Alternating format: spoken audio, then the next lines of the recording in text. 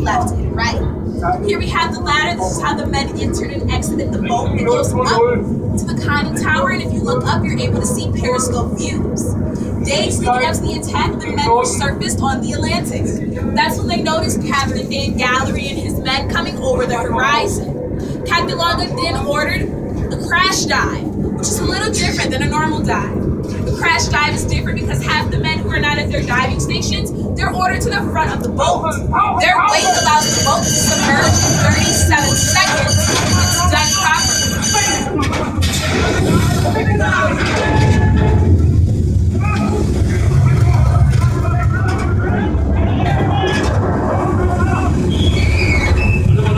Once submerged, the men had to do something called stealth mode, which meant silence was the order of the day. Our non-essential systems were turned off and lights were dim. The diesel engines were switched to battery power for two reasons. One being the diesel engines could not run while underwater, and two, the diesel engines were very, very loud. Water conducts noise a lot better than air, so if a wrench was dropped while in the boat, it could be heard for miles and miles away. Any man who was not on duty was ordered to his bunk, also for two reasons. One being they wanted to keep that noise level down, and two, once the hatches were closed, the oxygen that you had on the boat with you is all that you had until you were able to surface the water again. So they sent half of their men to bed because a sleeping man consumes less oxygen.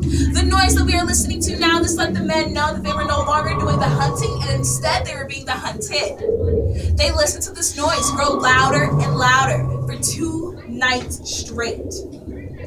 At first, Captain Longa did a great job of avoiding Captain Gallery and his men.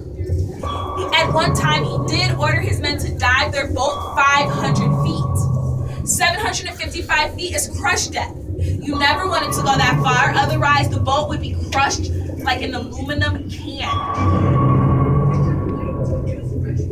Something you never wanted to hear while underwater were splashes. Splashes meant an explosion, also known as a depth charge.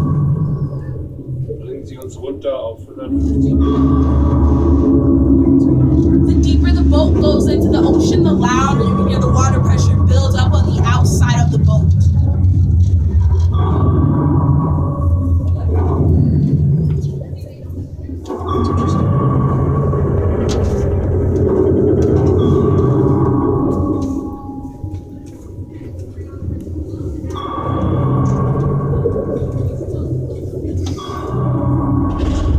Unfortunately, the U-505's luck had run out.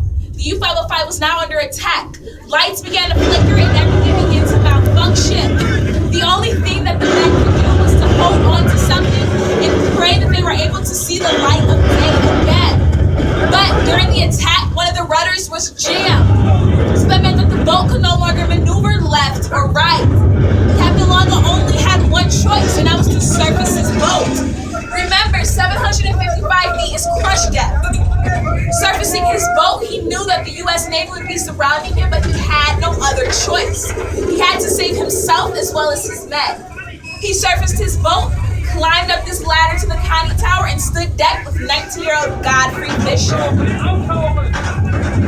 Captain Longa and Godfrey Fisher were shot at for 6 minutes by the U.S. Navy. Godfrey Fisher was killed. He was the only fatality of the U-505. Captain Longa was shot in the knee, and he later had to have that leg amputated. At that time, Captain Longa ordered his men to scuttle the boat, which also means allow the boat to flood.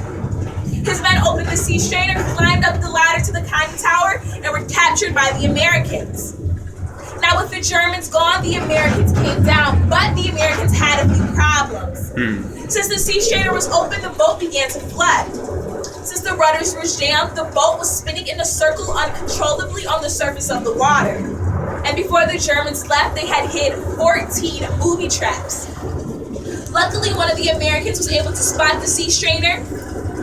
He checked in for booby traps and was able to put the top right back on, because the top was located right next to it. But they still had the problem with the boat spinning in a circle. They did know that located in the electric motor room behind the rear aft torpedo room hatch, that there was a wheel, and that wheel would stop the boat from spinning. And in that room is where we're going to finish the rest of our story. On our way there, we will pass the sea strainer. It's going to be to your left on the ground right before we leave this room.